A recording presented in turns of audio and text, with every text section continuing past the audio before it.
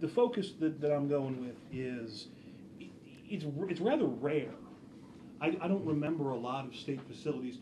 Talk to me about the process and about how frequent it is that the state actually closes something. Well, it's pretty infrequent that occurs. You know, the Lincoln Developmental Center was, that happened about 10, 12 years ago. Since then, Kafka has been given power to oversee any closure. We ran into that when Governor Blagojevich wanted to move traffic safety down south. We had a public hearing, and Kafka at that point could only make a recommendation, and they recommended against the move or closing the facility, and that simply was just moving a facility, not a full closure. Since then, however, Kafka has been given more teeth. It now requires Kafka to sign off on any closure.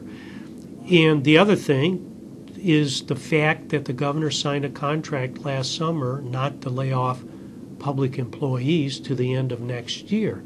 So, I mean, he's really, what he's saying or alleging he's going to do, he really can't do, not without the General Assembly's approval and not without the union's approval. When there was this drama over the Lincoln Developmental Center, it's I think that there's this perception, I think is the best word that I'm looking for, that the governor can just simply say, like he did with the superintendents, right, draw a line through it, the doors close, everybody goes home, but that's not necessary. I mean, there are a lot of steps. The state's not going to move fast. Well, more than there were with the Lincoln Developmental Center, and because of the Lincoln Developmental Center, we put some other things into play that would prevent a governor from doing that. So that the governor, first of all, is in a contractual agreement not to lay anybody off to the end of next year. There's doubtful any court would rule the governor was right to do that. If he signed a contract is a contract. But then he's got the General Assembly to deal with, particularly the Kafka Commission, who has the power to prevent the governor from closing any facility. I really think this is an exercise on the part of the governor to get the General Assembly's attention that he needs a supplemental appropriation during the veto session. I really think that's what all of this is about. Because he said right from the get-go, after the budget was passed, it wasn't sufficient to get through the year.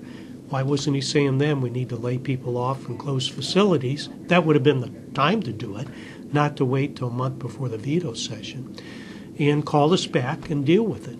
But instead, he's waiting till the veto session. So I think this is just an exercise on the part of the governor to get the attention of members of the General Assembly in hope of getting a supplemental appropriation passed during the veto session. I had a question and it jumped out of my head. Politically, is this going to happen? Should anybody with a job at a prison, should they be worried about their job? No. I mean, it's not going to happen. I mean, it's not. I mean, the unions are going to contest any layoffs based on a contractual agreement they have with the governor. It would go to court if the governor attempts to do it, and there would be a stay issued, I'm guessing, by a judge that would allow employees to continue to work, and I just don't see the governor doing it. I really don't. He used his mandatory veto power to zero out the line for the regional superintendents. That's a little bit different situation. Since we're now into the fiscal year, he would have to. Would he be able to? I think it was Blagojevich who used to just threaten to lay off everybody but one person or something along those lines. Yeah. How would he be able? He would actually have to eliminate those positions, right, in order to make. How can he do that? No, he can't. I'm not an attorney, but he can't. I mean, he just can't do that. If he didn't have the contractual arrangement with the unions, yes, he could do that. There would be nothing preventing him from. Now, whether he closed the facility, that's something else altogether, because then the commission would be involved, and it would be up to those members to decide whether it was appropriate or not appropriate.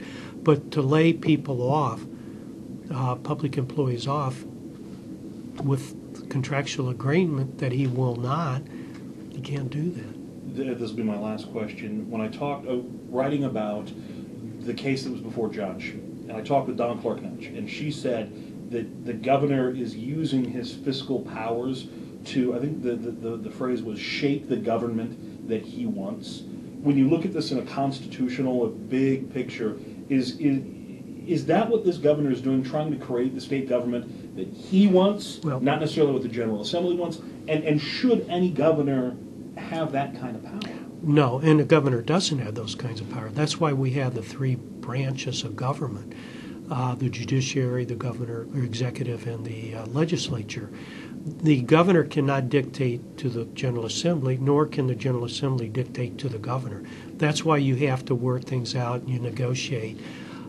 So the governor doesn't have that kind of power. The state constitution doesn't give a governor that kind of power.